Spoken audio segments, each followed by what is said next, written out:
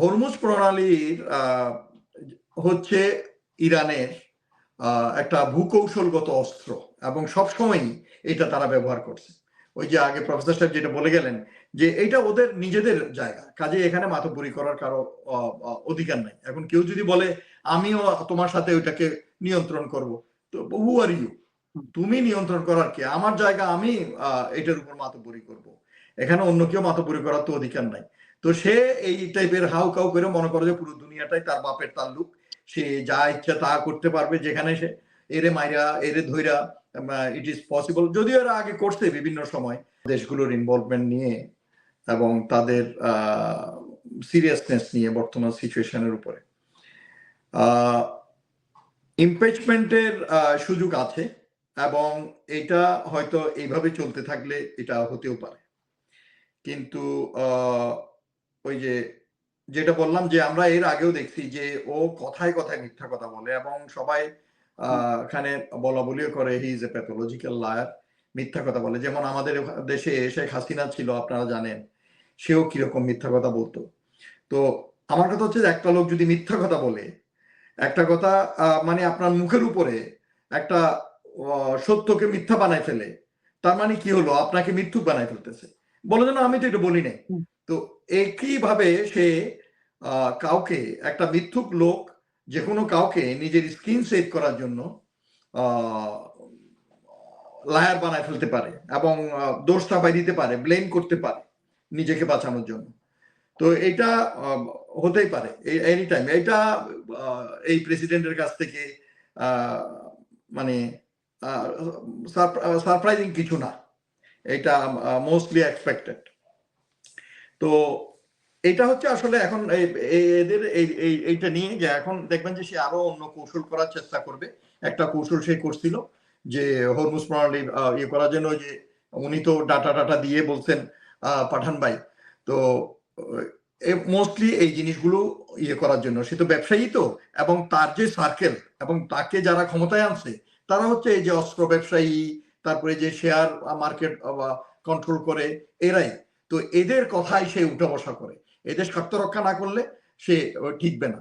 তো সেই জন্য সে এই যে বাজারটাকে, এই যে শেয়ার মার্কেট বলেন বা এই যে তেলের বাজারটাকে একটু ইয়ে করার জন্য সেইভাবে মিথ্যা কথাবার্তা বলে বেড়াচ্ছে। তেলের দামটা যেভাবে বেড়ে যাচ্ছে পুরো দুনিয়াতে, যে আমেরিকাতে পর্যন্ত এখন তেলের দাম বেড়ে গেছে, তো সব জায়গায়। বাংলাদেশে কি অবস্থা আপনারা তো দেখতেছেন, অনেকগুলো পেট্রোল পাম্প বন্ধই হয়ে গেছে, কারণ প্রত্যেক দেশে তেলের রিজার্ভ গুলো কমে আসছে। তো এই হরমুজ প্রণালীর হচ্ছে ইরানের একটা ভূকৌশলগত অস্ত্র এবং সবসময়ই এটা তারা ব্যবহার করছে। ওই যে আগে প্রফেসর সাহেব যেটা বলে গেলেন যে এটা ওদের নিজেদের জায়গা, কাজে এখানে মাতব্বরি করার কারো অধিকার নাই। এখন কেউ যদি বলে আমিও তোমার সাথে ওইটাকে নিয়ন্ত্রণ করব, তো হু আর ইউ, তুমি নিয়ন্ত্রণ করার কে? আমার জায়গা, আমি এটার উপর মাতব্বরি করব, এখানে অন্য কেউ মাতব্বরি করার তো অধিকার নাই। তো সে এই টাইপের হাউ কাউ করে মনে করে যে পুরো দুনিয়াটাই তার বাপের তাল্লুক, সে যা ইচ্ছা তা করতে পারবে, যেখানে সে এরে মাইরা এরে ধইরা ইট ইজ পসিবল। যদিও এরা আগে করছে বিভিন্ন সময়, ওই শক্তি থাকলে যা হয় আর কি। তো এখন এইটা দিয়ে সে পুরা দুনিয়া, ইরান এইটা দিয়েই, যদিও তারাও ক্ষতিগ্রস্ত হচ্ছে কিছুটা, এই হরমুজ প্রণালীটাকে সে যদি ক্লোজ রাখে, দুনিয়াতে মানে তেলের বাজার খুবই খারাপ হয়ে যাবে। যেমন আমরা এর আগেও দেখছি 1973-তে আরব ইসরায়েল ওয়ার যখন হয় তখনও ক্রাইসিস হয়েছে। তারপরে 79-এ যখন ইরাক ইরান কি বলে যেন, ইরান বিপ্লবের সময়, তখনও এই যে তেলের ক্রাইসিস হয়েছে। তারপর 90-তে যখন উপসাগরীয় যুদ্ধ গালফ ওয়ার হলো তখনও। তো সেই জন্য এই যে বারে বারে হরমুজ প্রণালী যখন বন্ধ করা হয়, ক্লোজ করা হয়, বা এটার উপরে বিভিন্ন লিমিটেশন এবং রেস্ট্রিকশন ইম্পোজ করা হয়, তখন কিন্তু এই যে ক্রুড অয়েল এদিক ওদিক থেকে যাওয়া আসা করতে পারে না এবং সেই জন্য পুরো দুনিয়ায় জ্বালানি সংকট তৈরি হয়ে যায়। তো এখনো কিন্তু তাই হচ্ছে এবং এইটাকে নিয়ন্ত্রণ করার জন্য সে এইসব ইয়ে করতেছে। কিন্তু এ হচ্ছে সবচেয়ে বড় রেসিস্ট, সোজা কথা। সে মুসলমানদেরকে মারতে চায় এবং আপনারা জানেন এদের ইতিহাস, এই পশ্চিমা দেশগুলো কিন্তু এক জায়গায় মুসলমানদেরকে মারার জন্য সবাই এক। এবং এইখানে টেকনিক্যালি অন্যরা হয়তো তাকে সাপোর্ট দিচ্ছে না, তাদের কথা চিন্তা করে, স্বার্থের কথা চিন্তা করে। কারণ এর আগে এরা দেখছে বুশের কথায়, যেমন মনে করেন ইরাকে গিয়ে তাদের কত ক্ষয়ক্ষতি হয়েছে তারা বুঝতে পারছে। কারণ এবং পরে দেখা গেল যে it was not a just cause, এটা কোনো কারণ ছিল না, ওখানে ওয়েপন অফ মাস ডিস্ট্রাকশন ছিল না ইরাকে। তো মিথ্যার উপর ভিত্তি করে তারা যুদ্ধ করছে এবং নিরীহ জনগণকে মারছে, একটা দেশকে ছাড়খাড় করে দিয়ে আসছে। এবং একইভাবে আপনারা দেখেন আমাদের এই যে মুসলমান দেশগুলা, বিশেষ করে এই যে আরবের এই যে পাঁচাটা যেসব রাজতন্ত্রগুলো আছে, তারা বুঝতেছে না। কারণ বুঝেও না বুঝার ভান করে তাদের এই রাজতন্ত্রকে তারা ধরে রাখার জন্য প্রত্যেকবার এরা একজন একজন করে ধরতেছে। শিয়া সুন্নি ইজ নট ডিফারেন্স। আমাদের পরিচয় হচ্ছে আমরা মুসলমান, ইসলাম হচ্ছে পরিচয়। শিয়া সুন্নি এই যে এইসব তুচ্ছ ব্যাপার নিজেদের ভিতরে ঢুকে দিয়া এরা বিভাজন তৈরি করছে, এবং বিভাজন তৈরি করে এরা পিসমেন একটা একটা ধরিয়া শেষ করতেছে। প্রথমে এই যে তারপর ইরাককে ধরলো, একটা এত সুন্দর রিচ সভ্যতার দেশ, এটাকে ধ্বংস করে দিছে, তছনছ করে দিছে। এখনো ওরা বেঁচে থাকার জন্য স্ট্রাগল করতেছে। লিবিয়ার কথা চিন্তা করে দেখেন, মানুষ কত শান্তিতে ছিল, এবং এখন তারা বুঝতেছে ওখানেকার যে গাদ্দাফি ওখানে সাধারণ নাগরিকদেরকে যেসব নাগরিক সুযোগ সুবিধা দিয়েছিল, ওগুলো ওরা এখন ওই যে কয়েকজন লিবিয়ানের সাথে বিভিন্ন সময় আমার দেখা হয়েছে, ওরা বলে এবং আক্ষেপ করে যে সরকারিভাবে এরা এত সুযোগ সুবিধা পেত, তারা এগুলো কেন করলো? এরা এখন নিজেদের দেশটা নষ্ট হয়ে গেছে, তছনছ হয়ে গেছে, অর্থনীতির অবস্থা খুবই খারাপ, নিজেদের ভিতরে গৃহযুদ্ধ চলতেছে।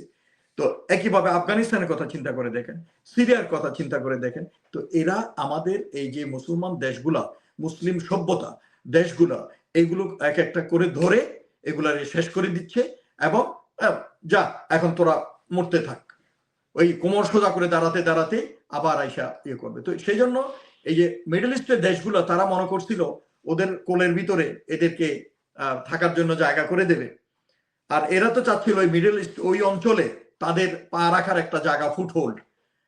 এই ফুটহোল্ড তারা পাইলো এই যে কাতার, বাহরাইন, তারপরে কুয়েত, তারা এক এক জায়গায় ওই ফিফথ ফ্লিট রাখতে দিল, নেভিকে দিল এক জায়গায়, ওই দোহাতে কাতার দিল এয়ারফোর্সকে, তারপরে কুয়েতে দিল মিলিটারিকে লজিস্টিক বেস।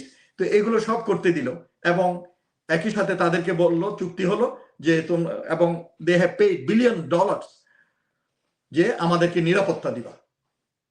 এখন আমরা কি দেখলাম, যখন ইরানি মিসাইল আসা পড়া শুরু করলো ওদের বেসগুলাতে, তখন এরা নিজেদের নিরাপত্তা নিয়ে নিজেদের লোকজনকে নিয়ে দেশ ছাড়তেছে বা এদেরকে হাইড আউটে নিয়ে যাচ্ছে। আর ক্ষতিগ্রস্ত হচ্ছে কারা? ওই ইন্ডিভিজুয়াল দেশটা, কাতারের বলেন, বাহরাইনের বলেন, জর্ডান বলেন, এই দেশগুলো, তাদের ওখানে ইয়ে পড়তেছে, সাধারণ জনগণ মরতেছে, তাদের দেশের বিভিন্ন ফ্যাসিলিটিস গুলা ধ্বংস হচ্ছে। তো এখন এদের এটা বুঝতে হবে। এখন যদিও অনেকে বলে যে এটা হাস্যকর বিষয়, কেউ যদি ঐক্যের কথা বলে, মুসলিম বিশ্বের, মুসলিম উম্মার ঐক্যের কথা বলে, এটা অনেকে হাসে। কারণ এটা আমরা দেখি না। আমরা বিভিন্ন সময়, যেমন ইন্টারন্যাশনাল প্ল্যাটফর্ম আছে ওদের, ওআইসির মতো একটা সংগঠন আছে, কিন্তু এটার কাছ থেকে আমরা ও ধরনের আশাব্যঞ্জক কোনো ফল মানে কোনো সিদ্ধান্ত কখনো দেখি নাই। একটা United voice for the Muslim উম্মা তারা রেইজ করতে আমরা কখনো দেখি নাই। একইভাবে তো এই জিনিসটা থেকে এরা এখন বোঝা উচিত, কারণ তাদের দেশের জনগণও বুঝে গেছে যে ওই অঞ্চলে নিরাপত্তার জন্য তাদের বাইরে থেকে এসে কেউ তাদের নিরাপত্তা দিতে পারবে না। তাদের ওই অঞ্চলের আঞ্চলিক অ্যালায়েন্সের মাধ্যমে, আঞ্চলিক জোটের মাধ্যমে তাদের ভিতরেই তাদের নিরাপত্তা নিশ্চিত করতে হবে। তো কাজেই ওই ভাড়াটিয়া সৈনিক এনে কোনোদিন নিজেদের নিরাপত্তা নিশ্চিত করা যায় না। তো যখন এখন ইরানকে তারা সাইডলাইন করে রাখছিল, এখন যখন দেখলো যে Iran is not a cat, Iran is a lion, তো এখন ওইটা দেখার পরে তাদের তারা ফিরে আসা উচিত তাদের ইয়েতে, সেন্সে, এবং তারা একটা রিজিয়নাল, আমি যেটা মনে করি একটা রিজিয়ন অ্যালায়েন্স করে তাদের নিরাপত্তা, আঞ্চলিক নিরাপত্তা, অর্থনৈতিক উন্নতি, এই সব কিছুর জন্য তারা চেষ্টা করা উচিত।